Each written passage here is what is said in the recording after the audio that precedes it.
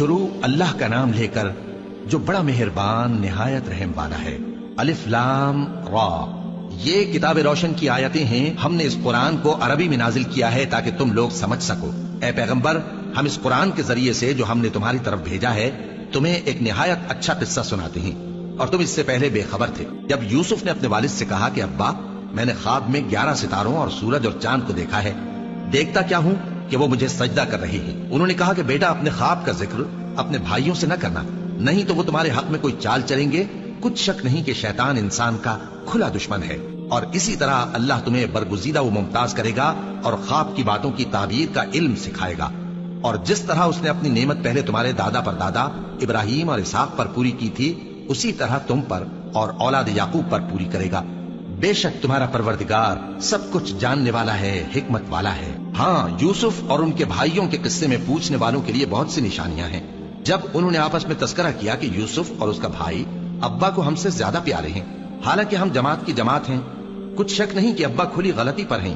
یوسف کو یا تو جان سے مار ڈالو یا کسی ملک میں پھینکاؤ، پھر ابا کی توجہ صرف تمہاری طرف ہو جائے گی، اور اس کے بعد تم نیک لوگوں میں ہو جاؤ گے۔ ان میں سے ایک کہنے والے نے کہا کہ یوسف کو جان سے نہ مارو، کسی اندھے کنویں میں ڈال دو کہ کوئی راہگیر اسے نکال کر کسی دوسرے ملک میں لے جائے گا۔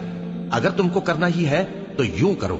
یہ مشورہ کر کے وہ اپنے والد سے کہنے لگے کہ ابا جان، کیا سبب ہے کہ آپ یوسف کے بارے میں ہمارا اعتبار نہیں کرتے، حالانکہ ہم اس کے خیر خواہ ہیں؟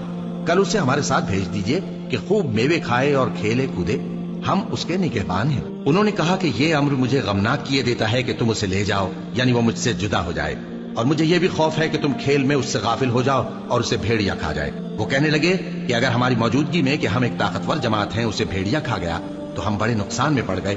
غرض جب وہ اس کو لے گئے اور اس بات پر اتفاق کر لیا کہ اس کو اندھے کنویں میں ڈال دیں، اور ہم نے یوسف کی طرف وہی بھیجی کہ ایک وقت ایسا آئے گا کہ تم انہیں ان کے اس سلوک سے آگاہ کرو گے، اور ان کو اس وحی کی کچھ خبر نہ ہوگی۔ اور یہ حرکت کر کے وہ رات کے وقت باپ کے پاس روتے ہوئے آئے، کہنے لگے کہ ابا جان، ہم تو دوڑنے اور ایک دوسرے سے آگے نکلنے میں مصروف ہو گئے اور یوسف کو اپنے اسباب کے پاس چھوڑ گئے تو اسے بھیڑیا کھا گیا، اور آپ ہماری بات کو گو ہم سچ ہی کہتے ہیں باور نہیں کریں گے، اور ان کے کرتے پر جھوٹ موٹ کا لہو بھی لگا لائے۔